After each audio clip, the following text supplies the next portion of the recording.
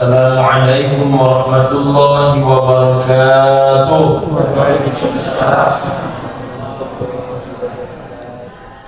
Innal hamdalillah salatan wa salamun ala rasulillah. Ashhadu an la ilaha illallah wahdahu la syarika lah wa ashhadu anna Muhammadan abduhu wa rasuluhu la nabiyya ba'dah. Allahumma salli ala sayyidina Muhammad wa ala alihi wa ashabihi wa mawala. Amma ba'du. Yang kita hormati Bapak Kepala Desa, Kepala Dusun, Bapak RW, Bapak RT, tokoh masyarakat, para alim ulama, cerita pandai. Wabil khusus Ketua Pengurus Masjid, Ketua Majelis Taklim, Ketua Panitia Ramadan, ayah bunda kami yang tak bisa kami sebutkan satu persatu, guru-guru kami, buya-buya kami yang kami muliakan, hadirin wal hadirat, sidang jamaah isya dan tarawih, jamaah majelis ilmu peringatan nuzulul Quran yang berhadir di Masjid Al-Munawwarah. Insyaallah kita semua senantiasa dimuliakan Allah Subhanahu wa taala. Amin ya rabbal alamin. Ibu dan bapak rahimakumullah. Ibu dan bapak, kita bahasa Indonesia bahasa Ojo. Baik, ibu dan bapak rahimakumullah. Wassalatu ya. Baik, ibu dan bapak yang berbahagia. Suatu kali dalam sebuah hadis kursi, Allah Subhanahu wa taala menyampaikan kepada Nabi Musa alaihissalam. Mengapa yang dipilih disampaikan adalah Nabi Musa alaihissalam?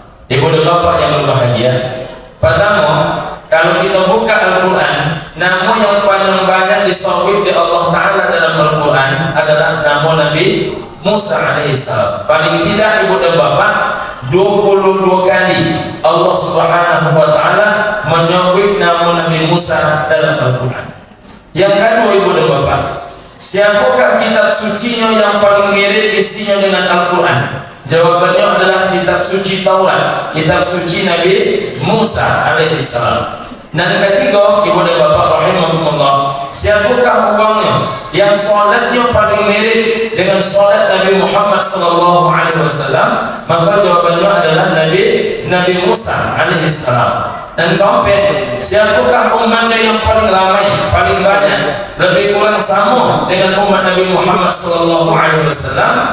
Adalah umat Nabi Musa alaihissalam. Bahkan ibu dan bapak rahimakumullah, dalam peristiwa Isra wal Mi'raj, siapakah uangnya yang berani menyuruh Nabi Muhammad kembali menghadap kepada Allah untuk meminta diskon solat yang 50 waktu menjadi solat 5 waktu? Tidak lain dan tidak bukan orangnya adalah Nabi Musa alaihissalam. Jadi Nabi Musa alaihissalam dengan Nabi Muhammad sallallahu alaihi wasallam sangat erat hubungannya, ibu dan bapak rahimahumullah. Apa kata Allah Ta'ala kepada Nabi Musa alaihissalam? Wahai Musa, aku memberikan 2 cahaya kepada umat Nabi Muhammad sallallahu alaihi wasallam. Dengan 2 cahaya itu, kata Allah Subhanahu wa taala, mereka bisa menghadapi 2 kegelapan. Nah, ibu dan bapak yang berbahagia, apa itu 2 cahaya untuk menghadapi 2 kegelapan? Cahaya yang pertama, ibu dan bapak rahimahumullah, namanya adalah syahrul Ramadan, hadirnya bulan suci Ramadan. Sedangkan cahaya yang kedua namanya adalah nuzulul Quran, turunnya kitab suci Al-Quran. Apa nama golak yang akan dihadapi oleh umat Nabi Muhammad sallallahu alaihi wasallam? Pertama, ibu dan bapak rahimakumullah, adalah gelapnya alam kubur. Yang kedua adalah gelapnya hari kiamat. InsyaAllah kaji ikolah yang akan kita uraikan malam hari ini, InsyaAllah bermanfaat. Amin ya rabbal alamin. Kita mulai dulu Pak dari yang golak, karena habis gelap terbitlah terang. Pertama, kita mulai ibu dan bapak rahimakumullah, apa 2 kegelapan yang akan dihadapi oleh umat manusia, wabil khusus kita umat Nabi Muhammad sallallahu alaihi wasallam. Dan pertama, ibu dan bapak, namanya golapnya alam kubur. Dalam sebuah hadis kata Nabi sallallahu alaihi wasallam, aksiru dzikran maut, berbanyaklah kalian, kata Nabi, mengingat kematian. Mengapa Nabi sallallahu alaihi alaihi wasallam menyuruh kita Pak untuk banyak mengingat kematian. Fama min abdin aktsara dzikrahu, tidak seorang pun hamba Allah kata Nabi bila ia banyak mengingat kematian illa ahyallahu qalbahu wa hawwana alaihi al-maut, kecuali Allah akan hidupkan hatinya. Yang kedua adalah wa hawwana alaihi al-maut, Allah akan mudahkan dia saat menghadapi kematiannya. Mudah-mudahan kita salah satu orang yang insya-Allah hidup hatinya mudah matinya. Amin. Ya Rabbal Alamin. Seberapa dahsyat kematian itu? Lam yalqa ibnu Adam syai'an qattu khalaqahu Allah ashadda 'alaihi min al-maut, thumma innal mauta la'ahwanu mimma ba'dahu. Tidak ada yang paling berat kata Nabi, tidak ada yang paling menakutkan kata Nabi, tidak ada yang paling dahsyat kata Nabi yang ditimpakan kepada anak cucu Nabi Adam alaihissalam, kepada kita manusia, ibu dan bapa rahimakumullah, asyadda 'alaihi min al-maut, yang melebihi dahsyatnya mati. Jadi semuanya itu musibah yang awak hadapi ulun seberapa boleh kalau dibandingkan dengan dahsyatnya mati. Tapi sedahsyat-dahsyatnya mati ada yang jauh lebih dahsyat dibandingkan mati. Apa namanya? Summa innal mauta ahwanu mimma ba'dahu. Kemudian mati itulah yang paling ringan, yang paling mudah, yang paling sepele dibandingkan apa? Dibandingkan mimma ba'dahu, dibandingkan seluruh rangkaian setelah kematian. Apa rangkaian terdekat setelah kematian? Itulah alam barzakh, alam kubur. Apakah setelah itu hari kiamat? Apakah setelah itu yaumul ba'ats, hari berbangkit? Apakah setelah itu? Setelah itu adalah yaumul mizan, hari ditimbang, yaumul hisab, hari diperhitungkan. Kita meniti siratal mustaqim, barulah penentuan syurga ataupun neraka. Jadi sepoek-poeknya kematian, ibu dan bapak rahimakumullah, kematian itu jauh lebih ringan dibandingkan seluruh rangkaian setelah kematian. Ibu dan bapak rahimakumullah, seberapa dahsyat kematian itu. Dalam peristiwa Isra wal Mi'raj, Nabi sallallahu alaihi wasallam mendapatkan informasi bahwasanya mati itu diumpamakan di Allah Ta'ala kepada Nabi tiga macam. Pertama, ibu dan bapak, bagaikan dikuliti ibu-ibu. Ambo ya, tentang dikuliti kau agak punya pengalaman. Ketika dulu ambo masuk pondok pesantren Darul Mahdar, ibu dan bapak rahimakumullah, kelas 2, ayah kami dalam keadaan terbakar. Bahkan rumah kami pun hampir terbakar. Jadi seluruh tubuh ayah kami itu ibu dan bapak terbakar habis. Jadi mulai telapak kaki sampai rambut habis. Ketika badan ayah kota bakar api, ibu dan bapak rahimakumullah, tetap beliau dalam keadaan sadar sampai api itu padam. Tapi ketika dibawa ke rumah sakit umum daerah Bangkinang, ibu dan bapak rahimakumullah, apa kata dokter yang ketika itu menangani? Kulit-kulit yang mengalun pekona itu harus ditanggalkan. Aku masih ingat ibu dan bapak, dimulailah dari bahu ayah yang sebelah kanan. Apa yang terjadi? Baru ditanggalkan sakitnya ibu dan bapak rahimakumullah, ibu ayah langsung dalam keadaan tidak sadarkan diri. Disitulah aku menyimpulkan ibu dan bapak, sesakit-sakitnya tabakau jauh lebih sakit uang dalam keadaan dikubah ibu-ibu. Jadi ibu dan bapak rahimakumullah, dikuliti itu jauh lebih dahsyat. Maka pantaslah Nabi sallallahu alaihi wasallam mengutuk dua perkara umat manusia, umat Nabi sallallahu alaihi wasallam. Siapa dia? Yang pertama, ibu dan bapak rahimakumullah, orang yang menguliti pohon kayu. Jadi tidak ditobang ya, tapi dibong kuli deh. Iko kayu ko mati pelan-pelan. Iko dikutuk oleh Nabi sallallahu alaihi wasallam. Dan pona ko wang kumatan nabi itu. Ibu dan bapak rahimakumullah. Dan kedua, yang dikutuk oleh Nabi sallallahu alaihi wasallam adalah orang yang membuang bangkai ke jalan. Jadi kenapa membuang bangkai ke jalan itu dikutuk oleh Nabi sallallahu alaihi wasallam? Hukumnya makanannya syaitan, makanannya jin, itu adalah darah, nanah, bangkai. Jadi kalau seandainya bangkai itu diletakkan di jalan, datanglah mobil yang lewat, maka kemudian semakin banyaklah syaitan dan jin memperebutkan makanannya. Maka tak boleh awak membuang bangkai negara. Pada kita kepada kaji, ibu dan bapa rahimahumullah. Yang kedua, seberapa dahsyat kematian itu? Dahsyatnya kematian ibu dan bapa rahimahumullah diumpamakan di Allah Ta'ala kepada Nabi bagaikan mencabut tulang kering daripada daging yang basah. Macam mana mencabut tulang koyok dari daging yang basah?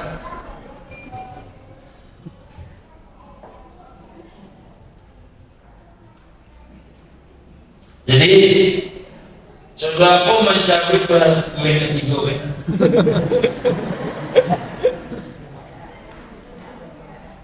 Bagaimana mencabut tulang koyok dari daging nan basah?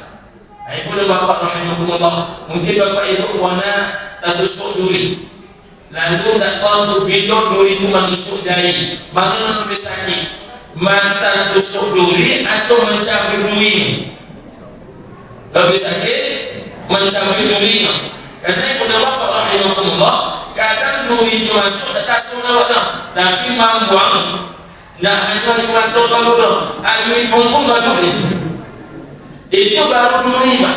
Kalau bagaikan mencabut tulang kering daripada daging yang basah, itu macam mana tio-tio dahsyatnya kematian. Dan ketiga, ibu dan bapak rahimahumullah, bagaikan dibacok dengan pedang di tempat yang sama hingga sampai 300 kali bacokan pedang. Bapak ibu yang pola-pola luka, lalu luka dan tadi itu tersinggung kasan yang meja itu, leka disikir kalau luka sesuatu kado. Ya boleh, kalau tak bersikir kalau sesuatu ni, saat yang ane muam, kalau lalu luka tu orang nanta singgung kasan yang itu orang tak bersikir kalau walaupun dia orang masjid. Ibu dan bapak rahimahumullah, itu baru luka. Nah, coba ibu dan bapak bayangkan sakitnya kematian itu bagaikan dibacok di tempat yang sama dengan 300 kali bacokan pedang. Maka ini secara zahir ibu dan bapak, mati itu bisa ditengok dalam empat perkara. Pertama, ibu dan bapak rahimahumullah, orang yang mengalami mati dalam waktu sekejap berubah bentuknya, hilang kulit putihnya, berubah menjadi pucat pasi, hilang hitam manisnya, berubah menjadi kemudian kehitam-hitaman, ada yang kemudian keabu-abuan, ada yang kemudian menghijau. Maka tak payah membedakan ruang hidup dengan ruang mati, ibu dan bapak rahimahumullah, karena tercampur aura kehidupan, maka dalam waktu sekejap berubahlah bentuk umat manusia. Yang kedua, ruang mati itu ibu dan bapak rahimahumullah, berubah tubuh yang wangi menjadi bau, menjadi busuk. Jaraknya menurut para orang-orang pengalaman hanya 5 jam saja, ibu dan bapak rahimahumullah.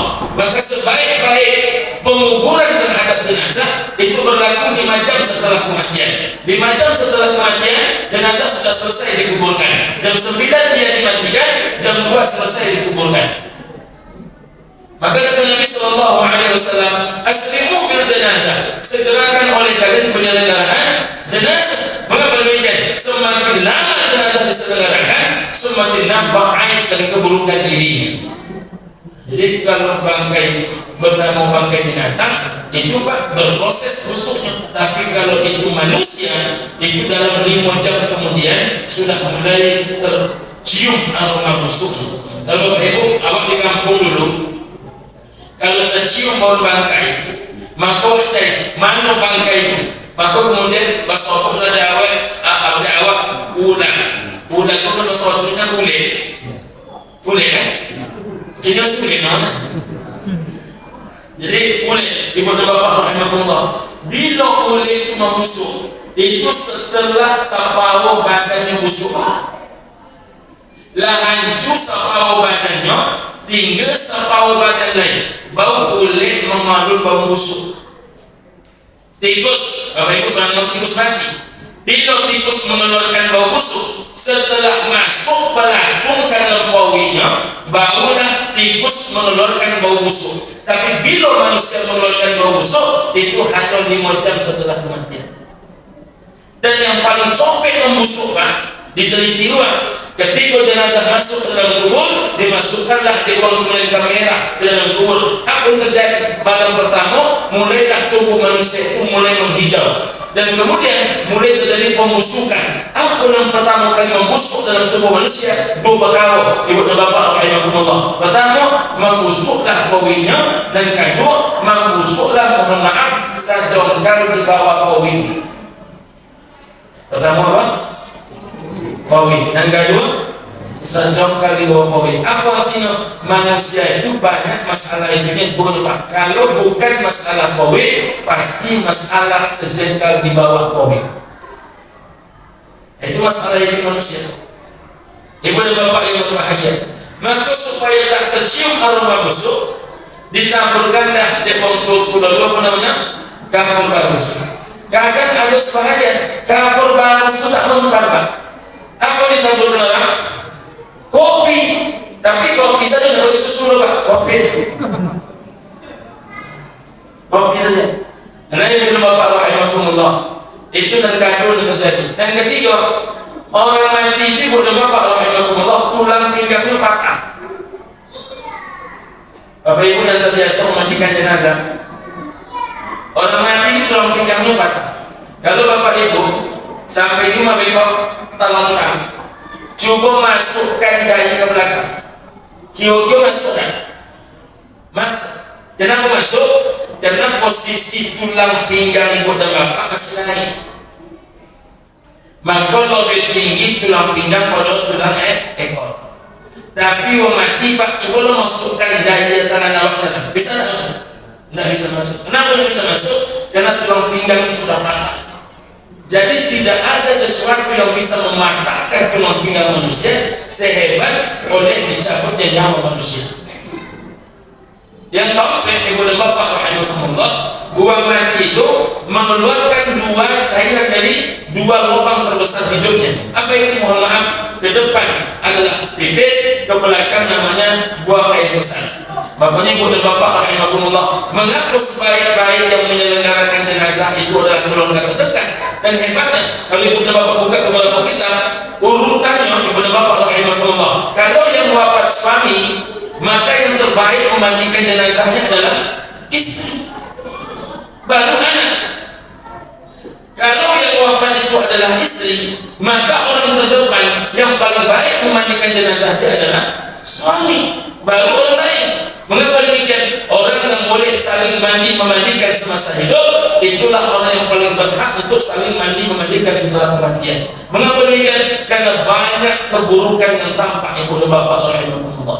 Kalau istrinya tak pandai memandikan, suaminya tak pandai memandikan, maka yang paling afdal, siapakah yang memandikan dia? Yang paling afdal adalah anak yang sejenis dengan dirinya. Kalau dia perempuan, anak perempuannya. Kalau dia laki-laki, anak laki-laki. Begitu agama membuat urutan ibu dan bapak rahimahumullah. Nah, itulah dahsyatnya kematian. Nah, sedahsyat-dahsyatnya kematian, ada yang lebih dahsyat daripada kematian.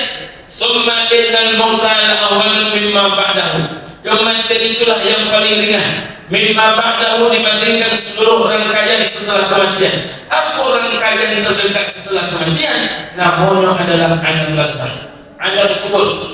Man mayyitu fi qabrih, tak satu pun mayyit dalam kuburnya kata Nabi, illa syuhul gharibah, kecuali mayyit itu bagaikan orang dalam keadaan tenggelam. Jadi kalau ibu dan bapak pernah menengok uang terkolam itu kan, kalau awak tolong dan pandai-pandai cara menolongnya, maka uang menolong pun bisa tambah. Wafat seorang sahabat masuk ke alam kuburnya. Apa yang Nabi SAW? Subhanallah. Sahabat pun yang lain ikut Subhanallah, Subhanallah, Subhanallah, Subhanallah. Lalu Nabi membaca kalimat Allahu Akbar, Allahu Akbar, Allahu Akbar, Allahu Akbar, Allahu Akbar. Kata para sahabat, tiba-tiba Nabi SAW terdiam. Setelah Nabi terdiam, apa kata Nabi SAW? La ilaha illallah, la ilaha illallah. Sahabat pun ikut la ilaha illallah, la ilaha illallah, la ilaha illallah. Seorang sahabat pun bertanya, kenapa engkau terdiam duhai Rasulullah sallallahu alaihi wasallam? Apa kata Nabi Sallallahu Alaihi Wasallam? Ibu dan bapak, sesungguhnya sahabatku yang saleh ini dihimpit oleh tanah kuburnya. Jadi kalau sahabat Nabi Pak soleh pulo yang menyobiinya soleh Nabi dihimpit di tanah kuburnya, kio-kio awak itu lapor kan. Makanya aku heran kalau ada orang melompat jenazah, marilah kita lepas jenazah ini ke tempat pengistirahatan yang terakhir. Bila lo tuan tuan jenazah kau kamu beristirahat di dalam kuburnya. Bila tuan punya beristirahat. Ada pula kemudian orang melompat jenazah yang sudah bapak yang berbahagia, jadi tangisi. Inyokolah tenang di alam sana. Yang menyokongnya tuan siapa? Di mana apa tuan tu? Tu udah tuan tu. Kalau apa tuan di alam tu. Dan jadi pada bapak rahimahumullah, ketika manusia itu mati, maka dia menjadi orang paling butuh dengan manusia. Apa kata Nabi Sallallahu Alaihi Wasallam? Ketika manusia masuk ke dalam liang lahat, dia ditazimu dakwatan, dia menunggu hadirnya doa. Dari siapa? Min amin, au ummin, au waladin, au sadiqin sika. Doa ayah dia, doa mak dia, doa anak-anak dia, doa teman-teman dia. Fa idza lahiqathu kanat فإذا لحقته كانت أحب إليه من الدنيا وما فيها. Kalau dibacakan doa itu untuk mereka, doa itu lebih berarti bagi mereka dibandingkan dunia beserta seluruh isi. Doa siapa yang paling hebat Ustaz? Kalau itu anak laki-laki yang paling hebat doa ayah maknanya. Maka Pak, kata laki-laki saya lihat pastikan aku menyampaikan doa Pak Ibu Pak sama istri.